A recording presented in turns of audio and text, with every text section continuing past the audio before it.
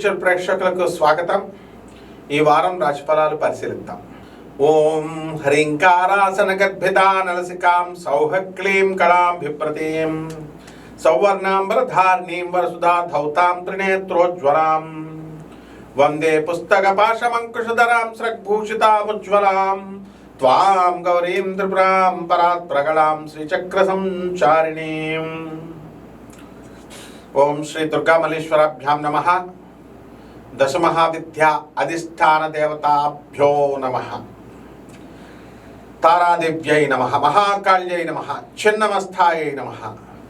ఓం త్రిపురభైరవ్యై నమః. ఓం బగళాముఖ్యై నమః. రాజశ్యామలాయ నమః. మాతంగ్యై నమః. ధూమవత్యై నమః. భువనేశ్వర్యై నమః. షోడశ్యై నమః. కమలాత్మికాయై నమః. మనము ఈ వారంలో జరిగేటటువంటి రాశిఫలాలకి ప్రధానంగా ఏ ఏ రాసుల్లో ఏ ఏ గ్రహాలు ఉన్నాయో ముందుగా మనం తెలుసుకుందాం. శని వక్రించి మీనరాశిలో, రాహు కుంభరాశిలో ఉన్నాడు. గురుడు మనకి ఈ యొక్క మిథున రాశిలోకి వెళ్ళడం జరిగింది. కేతు సింహరాశి. అలాగే రవి 15వ తేదీ దాటిన తర్వాత మనకి ధనుస్సు రాశి. ఇక శుక్రుడు, కుజుడు, బుధుడు వృశ్చిక రాశి సంచారం చేస్తున్నారు.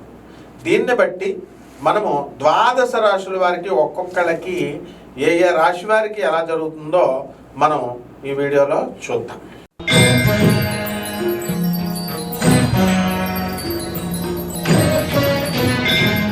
ధనుస్సు రాశి.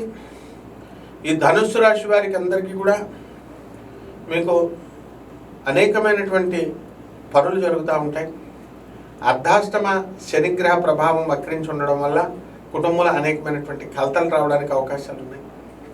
అలాగే మీ సోదరులందరూ కూడా డెవలప్ అవడానికి అధికంగా అవకాశాలు ఉన్నాయి. అలాగే భార్యాభర్తల మధ్య కొట్లాటలు ఇవన్నీ కూడా జరగడానికి అవకాశాలు ఉంటాయి. అలాగే ఇతరులు నమ్మి, బ్రోకర్స్ని నమ్మి అధిక మొత్తాదులో మీరు డబ్బులు, ఒక రాజకీయ నాయకులు, చెడ్డ క్యారెక్టర్ ఉన్నటువంటి రౌడీ షీటర్స్ దగ్గర స్థలాలు కొనడం, అక్కడ మీ డబ్బు ఇరుక్కుపోవడం, ఇలాంటివన్నీ కూడా జరుగుతాయి. ఏం భయపడాల్సినటువంటి అవసరం లేదు. వాడు రౌడీ షీటర్ అయినా, రాజకీయ నాయకుడైనా వెంటనే కోర్టులో కేసు ఫైల్ చేయండి, విజయం సాధిస్తారు. పోలీసులు సహకరించకపోయినా సరే ప్రైవేట్ కంప్లైంట్ వేయాలి. వాళ్ళ దగ్గర గుండాలు ఉంటే వాళ్ళకంటే డబల్ గుండాలు మనం తెచ్చుకోవచ్చు. ఆ విధమైనటువంటి పోరాట పటిమతో మీరు చేసినప్పుడు మాత్రమే మీకు విజయం వస్తుంది. అలా కాకుండా రౌడీలను స్థలం అమ్మేసి మళ్ళీ స్థలం మాదిగా అమ్మాలి అని చెప్పి రౌడీలను పంపి బెదిరించేటటువంటి వాళ్ళని చీల్చి చెండాడాలి. ఈ విధంగా ముందుకు వెళ్ళండి ధనుష్ రాశి వారు. అలాగే మీకు ఈ యొక్క గురుగ్రహ ప్రభావం అనేటటువంటిది బాగా అధికంగా పనిచేయడం వల్ల ఉద్యోగాలు ఇవన్నీ కూడా మంచి కీర్తి ప్రతిష్టలు రావడానికి అవకాశాలు ఉన్నాయి. పరిహారాల దగ్గరికి వచ్చేసరికి గురు జపం చేయండి, గురు స్తోత్రాలు చదవండి, గురువుకి కిలోంపావు శనగల్ని, పసుపు రంగు వస్త్రాలని ఇచ్చి పేద బ్రాహ్మణులకి గురువారం నాడు ఉదయం 7 గంటలకి దానం చేసుకోండి.